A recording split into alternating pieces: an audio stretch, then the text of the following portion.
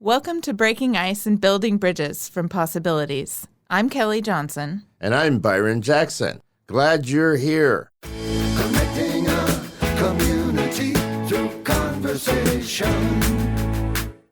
Good morning, Oklahoma City. This is Jazzmatazz with Breaking Ice, Building Bridges with Possibilities. I know y'all are normally used to Byron being here and being your lovely host. However, I am filling in today, and I've got three lovely guests. I've got a Miss Deborah, Miss Mary, and Mr. Greg. Good morning, everybody. Good morning. Good morning. And how are y'all doing? How is the start of our week going? I'm going to start with Miss Deborah on my left over here. How about it being a terrific, fabulous Monday? Okay, we're just looking forward to doing this and excited about the day, and it's been a great weekend. So excited about the day. Good. Glad to hear. How about you, Miss Mary? How's your week going? Usually a Monday is good if your weekend was a bucket filling weekend, not a bucket draining weekend. And sometimes that happens, family or situations come up and your weekend was, draining. And so that makes Mondays really particularly hard. For me, I did some things that really was a refreshing weekend. So I think my Monday's starting off better than average. Fantastic. How about you, Greg? Well, I got to take my wife out to breakfast this morning, which we don't normally do, especially on a weekday. So the flexible schedule made it an excellent way to start the week. Now, breakfast is my favorite food. You have to tell me where y'all went. We went to Joey's Cafe in Edmond. Joey's Cafe in Edmond. It's a new one. That's one of the ones we'd wanted to try. Okay. I love breakfast too. It's my favorite meal too. I had a brunch over on Saturday morning. So it was in Norman, and there's lots of places to eat brunch, but the ones that people don't necessarily know a lot about is Blue. It's on Crawford. It's off to the side, and they have a breakfast board, and it has avocado, boiled eggs, cheese, fruit, English muffins, bacon, and strawberry jam, and it's just wonderful. Like you can share it back and forth, and wow, very communal. I love that. Yeah, it was really fun. We had a good time. So, do you like breakfast? Well, I was just sitting there thinking, breakfast is my favorite meal, mainly because I am a morning person. So I love getting up early in the mornings and do my devotional, and that's just my quiet time with God, and then later on be able to eat a nice breakfast and drink some coffee that smells so good. It's something about the mornings when I think about my mother, the way I got up in the mornings. She was the type person, she was so positive in the morning, so it made my mornings feel I was ready for the morning. And she would always say, "Debbie, rise and shine." And that, well, maybe as a kid, that wasn't so exciting because I wasn't ready to rise and shine. But when I think about it now, it is a beautiful way that she woke me up, and she would have bacon cooking, and I would smell breakfast, and I look forward to it. So breakfast is one of my, not only a favorite meal to eat, my favorite meal to cook. So we've kind of formed a Possibilities breakfast club. Sounds good. Just all of a sudden. Sunnyside, watch out. We're going to come mobbing in the morning. Talking about People's Network in the evening. No, we're going to come rampage on a Saturday morning one day. We're just going to come up. I love that. I really love breakfast, not just because it's the best meal, in my opinion, not because it's the most scrumptious, but it's really a part of our daily ritual. It's a part of that, what gets us up, motivated and going in the morning. And everyone's got something unique, whether it's, mom shouting rise and shine, taking our loved ones out to a nice new diner. For me, it was always hearing that tink, tink, tink of a spoon on someone's coffee mug, usually my mother, and that got me right up. That was the first thing that woke me up. It wasn't the smell of bacon. It wasn't the alarm clock. It was hearing her stir that cream and sugar in the coffee. Love it. Love it. Both my parents worked enough in the evening that we didn't always have dinner together. And I'm older than all of y'all. And so my mother working was already getting her in trouble. So the only meal we were guaranteed to have every day was breakfast. So it became important that way. And we set up a rule. I don't know how it evolved, but she decided that if we could have breakfast together, that was good enough. And that meant that I had to be cheerful at breakfast every day. If I was cheerful at breakfast, that meant that I was getting enough sleep. So I learned in high school to get by on 4 hours sleep, hit the floor, and be cheerful in 15 minutes. And it came in very handy throughout college and everything else because I could take early classes. I even taught some early classes that I couldn't have done if my mother hadn't trained me well. I hear that. I remember 4-hour sleep evenings and getting up and ready and running to ACM in the morning in Bricktown. And my uncle was one of the teachers, so I had to be real alert and real chipper or I wasn't going to get a good grade. And he was going to tell my dad about it. Oh, I love that. While we're on the topic of communion and gathering, so far we've talked about being together with individuals that we know and love. I want to hear a little bit about an experience where you have come to join a group with people that you don't know. And I'm going to switch it up this time. I know I started from my left. Let's start with the right. Greg, when's the time that you were put in a room full of people that you didn't know, and how'd you handle it? It happens often, more often, I think, than for most. One of my hobbies is public speaking, and I went through training so that I could become what the Presbyterian Church called a commissioned ruling elder. And that means that I can serve communion in Presbyterian churches in the area. So I have set myself up for what they call pulpit supply. A lot of the churches don't have full-time pastors, or maybe even a pastor goes on vacation for some reason. I don't know why a pastor would on vacation. So my role is my name is on a list and churches call me and say, will you come speak this week? Hopefully they'll give me a little more notice than that.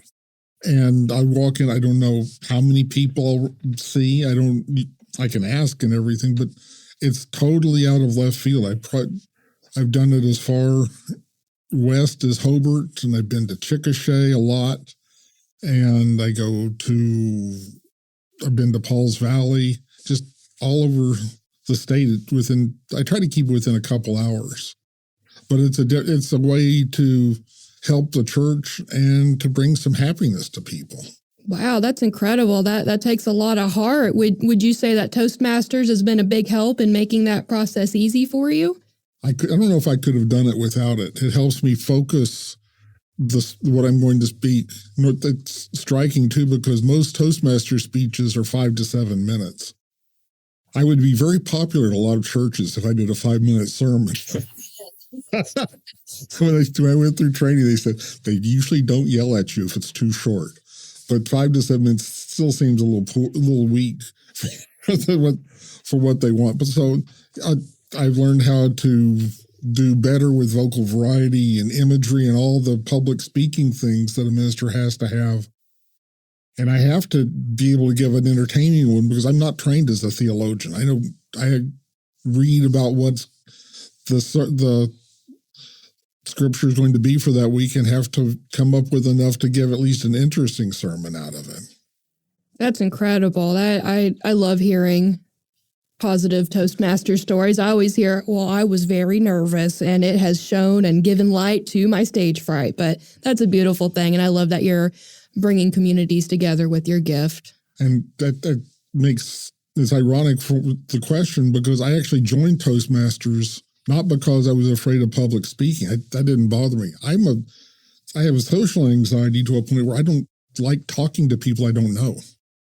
And Toastmasters has given me a chance to get over that a little bit. I'm still learning at it, but that's something that everyone could benefit from, and especially me, because I would go to a conference or something like that. I'm still the one standing over in the corner eating my dinner and walking away, but I at least say hello to people now.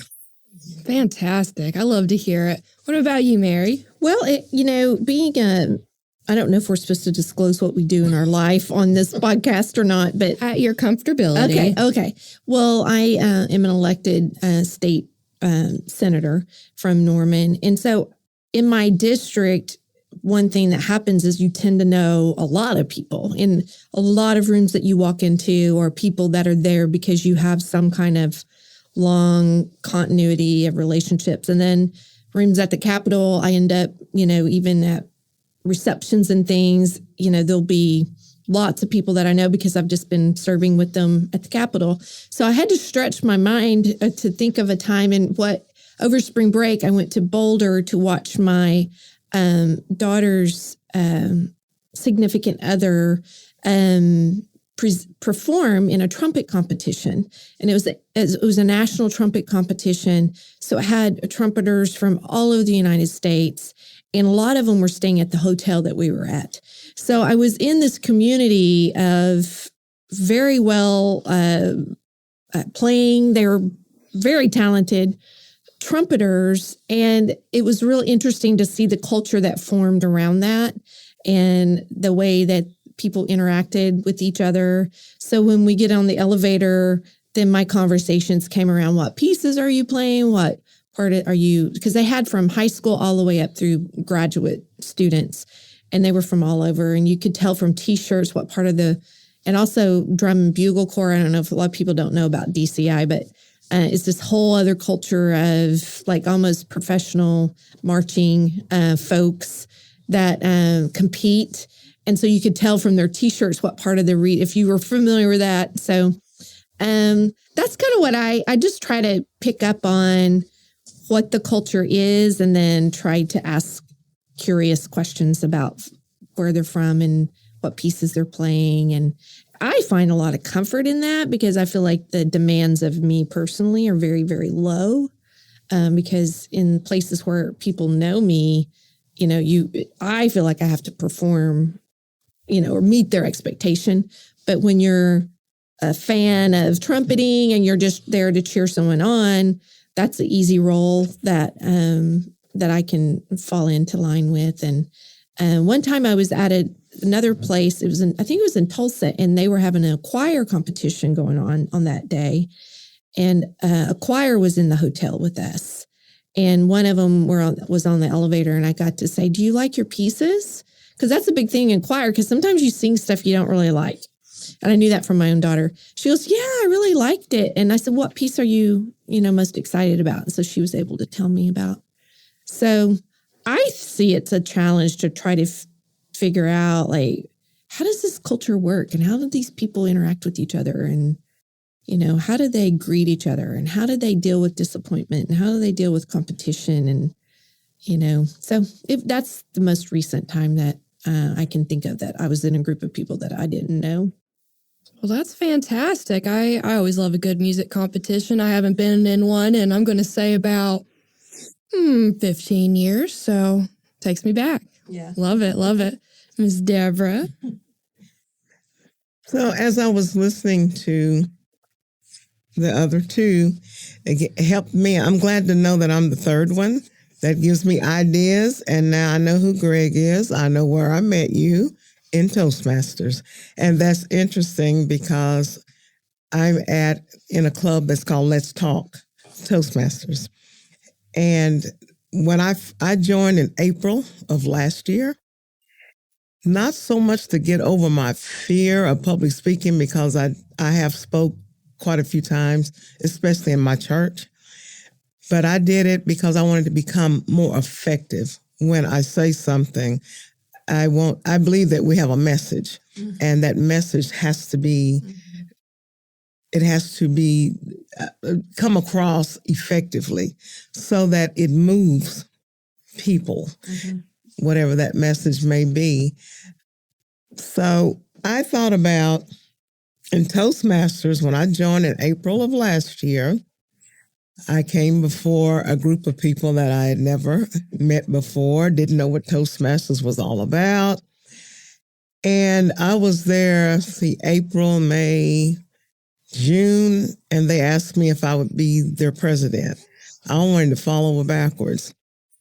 I thought, president? you don't become president of something unless you've been there a while and you know something about it. But Toastmasters doesn't always work that way. They will put you out there and get you going. And one thing that my group said, we're behind you. We will help you. And they have done that. And so I have become more comfortable with it now, being around everyone. I think that takes a while, a little bit of being around other people for a while. And now I'm comfortable with it. But I would have to say also, I'm retired and I was a librarian, and I had children come into the library every day, all day long. And I had classes. So I don't mean just them coming and check out books. Right. I had classes. Well, I didn't know those kids. And every class had its own culture. And you had to get used to real fast, get used to that culture. So I would say that, yes, sometimes I would have 5 and 6 classes a day. And I didn't know what they were going to be like when they walked through that door. That could make you a little uncomfortable. At first, it's not like your regular classroom teacher who's with them all day long, all year long. That classroom teacher gets to know her class from the beginning, and she sees them, she or he is with them all day long, knows them. But when you're the librarian or PE or art, any of those type classes, we don't know those kids like that. So when they walk into us, we've got to get to know them quickly and be able to be effective in the way we communicate with them. And I would say that that's probably been one of my most challenging tasks, even more so than Toastmasters. But so that's been like a couple of my experiences. I hear that. I recently started working at camps that are for preteens, and for me, it's a batch of new faces every spring and every summer. I'm lucky and get a few returning ones, but I go in there and I'm like, whole new crowd, whole new expectations, whole new adventures. I love that. It has been incredible talking with the three of you because you are all trained professional speakers at your own capacity and at your own strengths. That has led me to our theme for today, which is communication. So I have one more question for everybody today. A lot of times when we are speaking to individuals or groups, the words that we choose, the language that we choose in that communication is not always the most important centerpiece of that message. Oftentimes what we see is how we are saying those things, why we are saying those things, and the intention behind why we are bringing that conversation up. I would like to hear from each of you a time when you have said or not said something and the impact it had, not based on the words, but why and how you chose to deliver that message. We're going to start with Mary this time. Oh, goodness. Well, even though I have a lot of opportunity to speak, right now being in the extreme minority party in Oklahoma, it doesn't seem like it has the impacts that I want.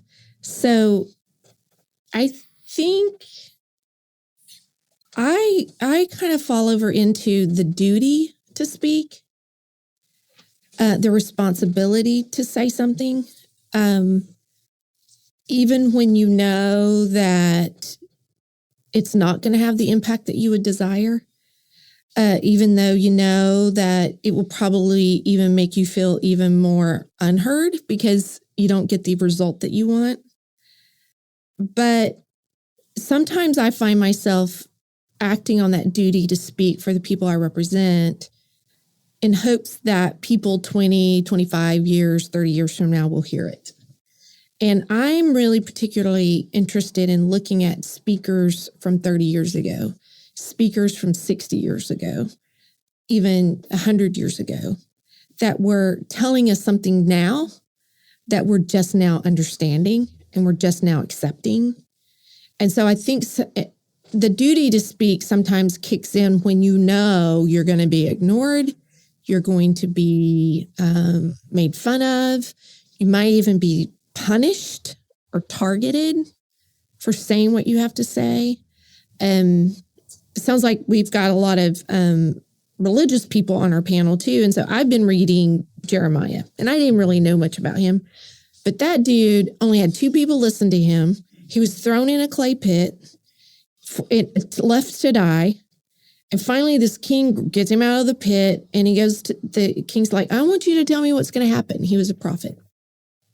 And he goes, well, I'll tell you, but I can't handle this anymore. You've been hurt. I've been picked on. He goes, no, really, I want you to tell me. He goes, okay. And so he told him, how to get out of a mess that his country was in. And the guy ended up listening to him. But what I got out of that was that duty to say what you're supposed to say and show up with your voice. And you can do it in a kind and polite and affirming way. But it can also set like when you set boundaries with people, sometimes your message is a boundary setting message that people in power don't necessarily particularly like. But just because they don't like it, or that it's not a positive message that they necessarily want to hear, and it's not validating their community bias, there is a duty to say it anyway. And so I take a lot of inspiration from those that were responsible with that duty. And even though you feel like you would try to protect yourself emotionally and socially from the negative consequences from that, the responsibility, I'm also an attorney, you can't say, well, this will make me look bad, it will make me lose friends, and it will make my feelings hurt, so I'm not going to say it. Lawyers have that duty to say something is more than your own social acceptance, your own emotional acceptance, and your own, way you want to comfort. And I think in Oklahoma that's kind of the lane that I end up having to step into is to show up with that responsibility and to say things and try to frame it in a way that's the most palatable possible. But honestly, sometimes I just don't give I won't say it, but I just don't. I give up, and I'm like, I know y'all aren't going to hear. You're not going to want to hear what I have to say anyway. So I'm just going to come straight in at you, like right between the eyes. And I think knowing the times when you come at real strong, because the polite doesn't work, and sometimes polite doesn't work for people, and sometimes you have to kind of get more brass tacks to the road. And when that happens, I use more country language. I use more street language sometimes when it's, look, polite and sophisticated and professional didn't work for you. You're not getting the message. So I'm going to have to come at you with like some elementary school, like under reading level language. So I try to not use fancy words when I'm trying to really, if my language is going to be harsher, the message is harsher, I try to simplify the words that I use at the same time. But I don't feel that successful at it though, but that's just what I'm doing. Well, as a young constituent of Oklahoma, I can say for certain the hardest conversations that we have are the ones that people don't want to have or are scared to have. And I can say without a doubt, there have been many times in my young political growing career that there were a lot of instances where I wished that someone in my immediate leadership, my ward, my zone would have spoken up about something, and they chose not to because the conversation was difficult. So I want to say thank you as a young Oklahoman for taking the time to bring up those difficult conversations, because that's how progress happens. That's part of what we're trying to do here at Possibilities as well, is to open up a safe dialogue for those difficult conversations. Well, one thing, I know you need to move on to the other speakers, but the way I summarize that I've learned at the Capitol is the hardest thing to do is to tell your friends no. To send to your friends, to your allies, messages that they don't want to hear. That's the hardest thing to do. It's easy to tell the people you don't really get along with or not in your silo. a difficult message. The hardest ones are the people that you want to stay in community with, and you fear losing belonging if you tell them something that you know that they don't want to hear. And that's scary. And that's why a lot of people don't do it. Well, thank you. Thank you for doing what you do. Thank you. Miss Deborah. Since I've retired, my call, I believe, has been to write. That has always been something I love to do. Writing is communication that I love. I've done it since I was a child, since I knew how to write. My mother used to say, quit writing all that, quit writing what you feel, because people will know all about you from what you write, because I always wrote journals. But it was something inside of me that I couldn't help. It had to come out on paper. And it wasn't that I just wanted to do it. I had to do it. It was a passion. Now that I am retired, my call has been to write devotionals. When I got ready to write the devotionals, one of the worst things, I guess you say, a characteristic in me is comparison. Comparison is not good. When you think that somebody else can do it better than you, or that my writing wasn't going to be as great as somebody else's, or other people were more educated or more experienced or used bigger words than me. So that was a problem for me at first. I know I love to write. I love to write scripture. I love to make it plain. I want people to hear the message and it makes sense to them. Take a hard message and make it plain. That is my call. So I had to pray about that. And one of the things I told God was, or asked God rather, was, first of all, aren't I too old for this? I'm in my 60s, for goodness sake. And my answer for that was, that's a good age, because you've been through a lot of experiences. Once again, I'm comparing myself. My next comparison was, but I write so simple.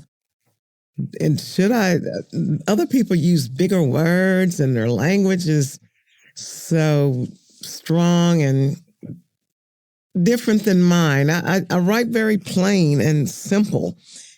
And my answer was, that's what I want. I need somebody to write the way you write. You be you.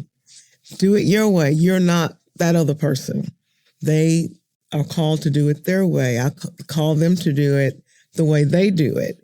You use your gift that I've given you to do it the way I've told you to do it. I've given you the gift to do. So with those two answers, I started writing. And I really believed for a while, I thought, is this going to be, am I going to hear from some of the great theologians and they look at what I wrote and go, really? Is it going to be theologically sound? I know I study. I went to school. I went to Oklahoma Baptist University. I graduated from there. I got my degree in it. So I know the word. And I know how to interpret the word and get help with interpretation. But still, that comparison thing, it was just a big problem for me. But I've gone on with it. And what has happened is that I have started publishing my devotionals in a newspaper, in a community newspaper. I run into those people at my church and churches and different get-togethers. And I get the feedback, wow, you're doing a great job. Wow, we're enjoying I love your writing. I didn't get that paper before, but now I get it just because of you. That was the confirmation that I needed. I hate that I had to have confirmation, but God knows me. He made me, and he knows how I do. With that comparison thing, it's still always a big thing. Am I good as this person? Am I Can I do it as well as the next person? And when I've run into people and they have confirmed that I'm doing what I'm supposed to do, and it is who I am, and that's who God called me to be, and do it my way, do it His way, the way that He has given me. And I'm fine with that now. So that has been a big thing in my life. But right now, I am excited every morning. That's another thing about morning. I love to get up in the mornings and get my cup of coffee and begin my study. And it has just been my life. I had one person in Toastmasters, she said, "You're just blowing retirement out of the water." And, and I said, that's the reason, because now I'm doing what I believe that I'm called to do without my comparison issue. Just do what I'm supposed to do and do it to the best of my ability. That is incredible. Thank you so much for sharing. And I love that you brought up writing in particular, because that's a topic we usually don't think about when we are talking about a delivery of message or having speech. When you put something on paper for individuals to read, it truly does change the dynamic of that thought or idea. And speaking on the comparison part, I wanted to share something that this conversation had reminded me of. Now, growing up, I had a lot of self-doubt, fear, shame, you name it, and I would go to my aunt, and I would usually text her, or I'd be on a phone call, and I would tell her all of these thoughts that I had about not being good enough. And she would tell me, "Well, you're saying these things to me, but would you go and say that out loud to a stranger, or would you write that for the world to see?" And she said, "If you truly feel that way about yourself, why don't you try jotting it down and see if you still believe that message, if it still has the same impact as what you're telling me on the phone." So I started trying that, and then I stopped believing all those horrible things I was saying about myself, because I gave that idea and message a different medium to examine it. Mm-hmm. And it completely changed how I thought about those things. So I just share that because when I hear about the way that you share the gospel through writing, it gives it more impact, it solidifies your belief, and it strengthens your ability to stop believing the internal lies that we give to ourselves. So I just want to say, what a creative spin on the method of communication that you have. And you must tell us what newspaper to get so that we can read your writing. Which one is it?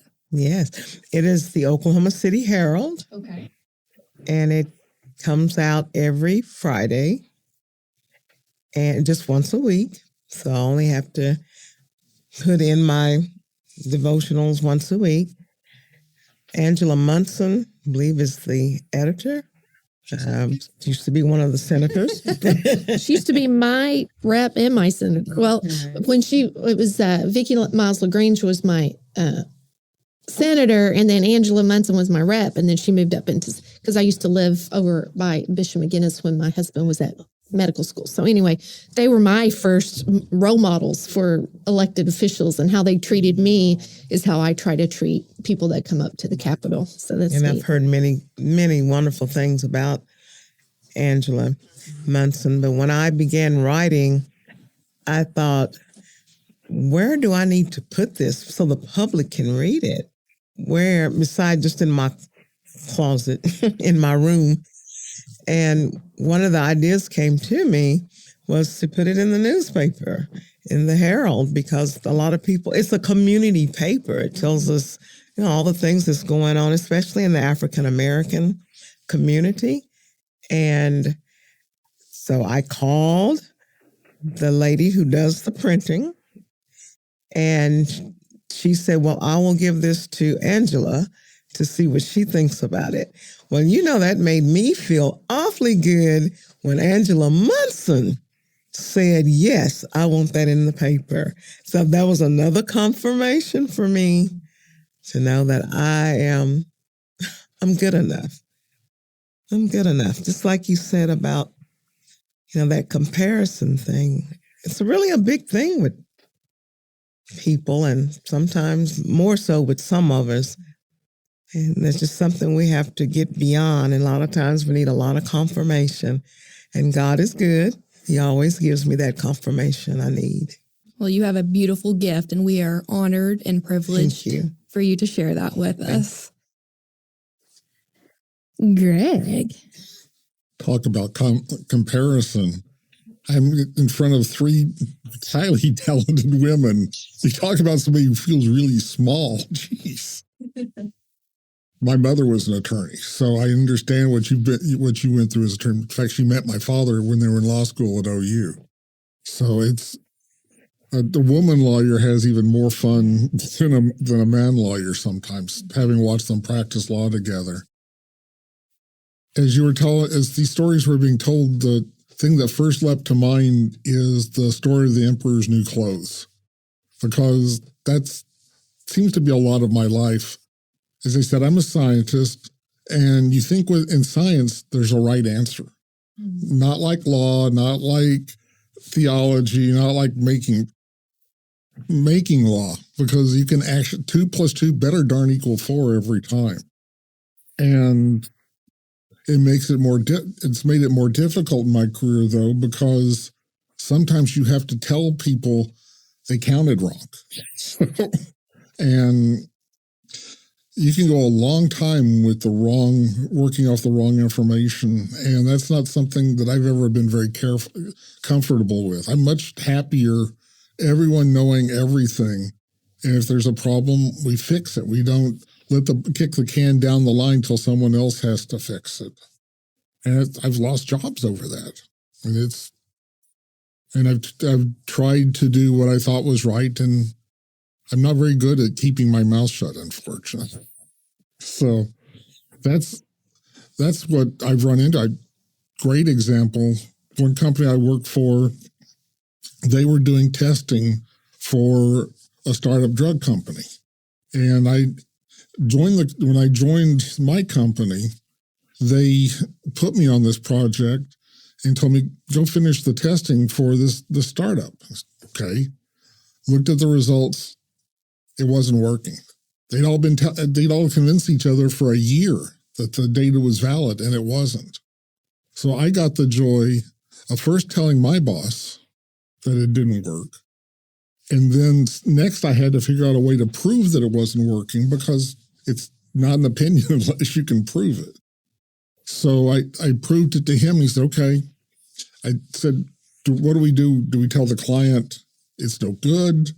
Do we tell them just let it go because it seems to be working? And I finally ended up having to tell the client, and he was not happy. And it was something I could tell. The only way I could even walk out of the room was the fact that I had the testing to show to prove that it wasn't working, and to have a plan for how to fix it. And it took several months to do it. It took about the time I promised him it would, and we solved all the problems. We got the test working correctly, and the startup was able to use the information, and they sold themselves for almost $1 billion, $700 million for that one drug company. So I was happy for them that they were successful, and I was able to look in the mirror every day. I don't know how people can live without it. I don't know that I could be a legislator, especially a minority one, because I would feel that I had to make sure people knew the truth. And sometimes legislators are happier just letting it slide, it seems like. Well, and I think you described for me, one of the most loving things that we can do for a person is to tell them that it's not working. Because you said that to them, they were able to get it to working. Mm-hmm. But if we don't say it's not working, then they spend their life and their effort in this place of not actually working. And I think figuring out how to say it in a kind way, and I think that's where you're getting at, Jazz, with about your intentions, And I think, is your intention to condemn and destroy, or is your intention to restore and build up? And that my faith is that restorative justice that we see, I see it all through my religion, which is Christianity. And I was a school counselor, is that restorative, telling people hard truths so that they can get to a better future, as opposed to telling somebody something so you condemn, destroy, and it crumbles. And I think because of the love and the intention that you had, it actually resulted in the success of that company. And I think to see telling people hard truths as a loving act and not a condemning or act of superiority is like the difference of, like, are you trying to get somebody in trouble or out of trouble? And that's what I used to tell kids at school is, and so our hard truths can get somebody out of trouble. And that's a loving thing to do. And I've always felt, too, that living with error is living on borrowed time. Sooner or later, truth wins out in spite of us sometimes. And the longer the error gets to hold the sway, the harder it is to root it out, and the more problems it causes when you begin turning the other direction. And that's why I do it as much as anything.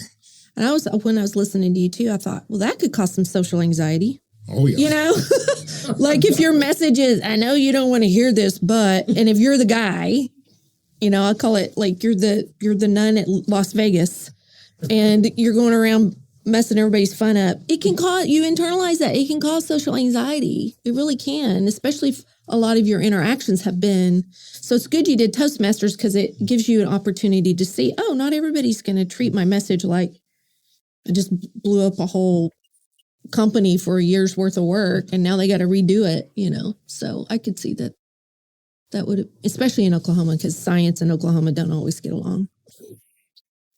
And Greg, I really appreciate you sharing your perspective as a child of the 90s who grew up on Bill Nye and the Magic School Bus and all things PBS. I can say it has been very daunting growing up in an age of individuals sometimes believing that things are wrong simply because we don't agree with them. So for you to speak on that and allow people the opportunity to have their beliefs, expectations, and biases challenged is a breath of fresh air and gives me a spark of hope again for the great state of Oklahoma. Everybody, we are getting near to the end of our episode, and I want to just say it has been an absolute treat being able to have this lovely Monday morning discussion with you all.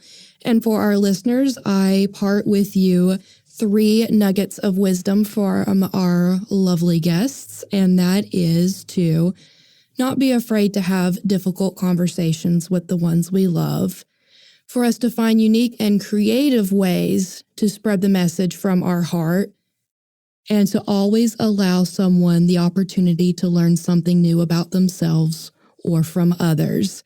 That's been it for today's show. Again, this is Jasmine Taz with Breaking Ice, Building Bridges with Possibilities, and I hope y'all have a fantastic start to your week. Bye-bye.